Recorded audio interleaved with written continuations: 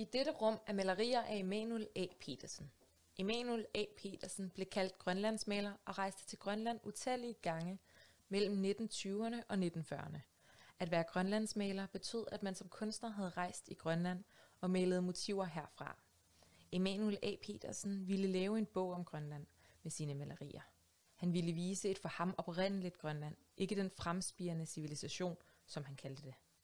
På samme tid som Emanuel A. Petersen maler sine romantiske grønlandsbilleder, rejser den unge fotograf Jette Bang rundt med sit kamera og viser et andet billede af Grønland i 1930'erne.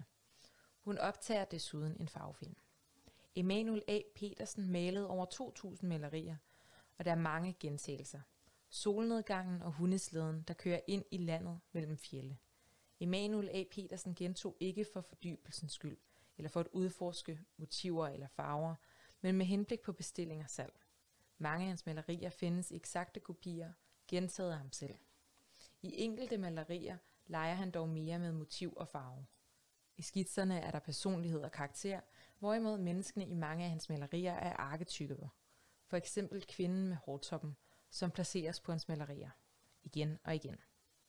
Skitserne var hans primære medie i Grønland, hvor mange af malerierne er malet i hans atelier i Danmark.